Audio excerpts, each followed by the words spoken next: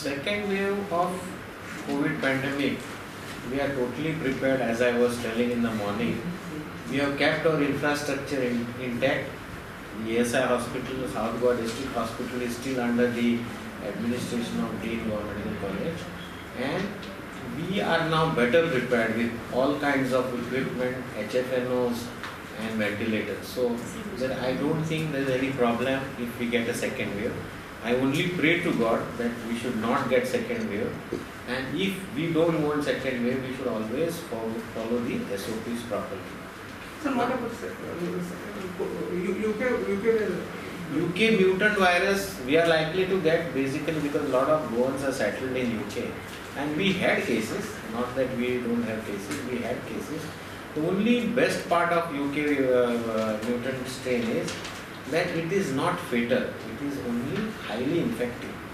Means if suppose I say the routine COVID strain can contaminate each other within 2 feet distance, it can contaminate with 3 feet distance. So much of infectivity. So there is a more need to be very stringent with SOPs. And through your media, I want to tell people that please follow social distancing, wear your mask, and whenever you go traveling, whenever you go to crowded places, you also use face shield. So this will help us in preventing the spread of mutant virus. Maharashtra आणि कर्नाटकमध्ये निर्बंध लागले, काही ठिकाणी लॉकडाऊनही लागले. दोन्ही राज्य आपल्या सीमेला लागून आहे. गोव्यात काय प्रिकॉशन घ्यायला पाहिजे? तिथले बरेच लोक महाराष्ट्राचे आम्ही कालच नवीन न्यूज ऐकली की Maharashtra wants to go for lockdown, कारण तिथं केसेस वाढायला लागले. पण तिथं कसं आहे, त्याने मला वाटतं त्याने लोकल ट्रेन पण ओपन केली होती आणि कॉन्टॅक्ट जास्त झाले आणि त्यामुळे त्यांचं वाढलं आहे. आता ते महाराष्ट्राची लोक गाड्या घेऊन गोव्यात येतात, किती MH गाड्या गोव्यात असतात, पण गोवा टुरिस्टिक प्लेस असल्या कारणाने मी काय थांबू शकत नाही. दुसरी गोष्ट अशी आहे, आपण जर मुंबईला गेलो और महाराष्ट्रात गेलो, ते आमच्याकडे 48 आवर्स ते 72 आवर्सचा RT-PCR मागतात. हे आपण त्यांच्याकडे मागू शकतो. हे माझं विनंती आहे, माझं SOP नाही आहे. गरज आहे का? कारण महाराष्ट्र आणि कर्नाटकातून जे लोक येतात ते बिंदास येतात, त्यांची टेस्ट वगैरे काय होत नाही. तेच म्हटलं ना मी, ते आमच्याकडे जसे मागतात आम्ही गेल्यावर, तसे आमचे सरकारने मागायला पाहिजे की बाबा तुमचा लेटेस्ट RT-PCR रिपोर्ट दाखवा, आणि त्यांनी तो रिपोर्ट करूनच गोव्यात ट्रॅव्हल करायचं असं मला वाटतं. कारण त्यामुळे काय होईल, फिल्टर होईल ऑटोमॅटिकली. जो कोण पॉझिटिव्ह आहे तो येणार नाही आपल्याकडे आणि आपल्याला पण कळेल तो पॉझिटिव्ह आहे.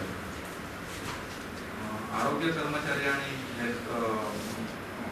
फ्रंट वर्कर आहेत, त्यांचं लसीकरण स्लो चालू आहे, बरेच जण येत नाही पुढे, आणि त्याच्यानंतर मग नॉर्मल लोकांसाठी होईल. आरोग्य कर्मचारी जे आहेत आपले मेडिकलचे, जे आपण इकडे गेले, आमचे 65% झालं कव्हरेज आणि आपण ते एक्सटेंड पण केलं होतं. आता काय आहे, थोड्यांची खरीच हे आहे, रिझन्स आहेत, म्हणजे काहीतरी कारणं आहेत की त्यांना ॲलर्जी आहे, त्यांना बाकीच्या गोष्टी, कोणाला अस्थमाचा प्रॉब्लेम आहे, ते घेऊ शकत नाही. आणि थोडे कोण म्हणतात की आपल्याला ऑटोइम्युन डिझीज आहे, अशा लोकांनी घेतलं नाही आणि त्याला जेन्युनिटी आहे. थोड्या लोकांना वाटलं की आपल्याला ऑलरेडी कोविड झाला आहे, आपल्याकडे इम्युनिटी आहे, आपण नाही घेणार, आता असा एक समज आहे. आणि हे जो लसीकरण जो आहे तो पुरा एकदम व्हॉलेंटरी आहे, आपण त्यांना फोर्स करू शकत नाही. तरी पण आपण एक्सटेंड करून त्यांना एकदा दोनदा आपण सर्क्युलर थ्रू सांगितलं आहे. आणि मला वाटतं की त्यांना आणि परत सांगायची गरज नाही, कारण they know their best what they are doing. आणि आपली कव्हरेज मॅक्झिमम आहे गोवा मेडिकलची फॉर हेल्थकेअर वर्कर्स. आपण फ्रंटलाईन म्हणता ते आपल्याकडे नाही. Frontline workers they are vaccinated through collector's office, कारण त्यांची नावं, त्यांचं जे काय कोविन पोर्टलवर लिस्ट जातं ते that goes through collector's office. लोकांसाठी केव्हा बंद सुरू होईल? लोकांसाठी is a policy by central government. जेव्हा सेंट्रल गव्हर्नमेंट म्हणणार तेव्हा होईल सुरू. की त्यांचं 3rd फेजमध्ये त्याने म्हटलं आहे की लोकांसाठी आपण सुरू करू. 30 करोडचं काय टार्गेट आहे लोकांचं, पण तेवढे आपल्याकडे वॅक्सिन असायला पाहिजे. आणि this call will be taken by ministry of health, government of India.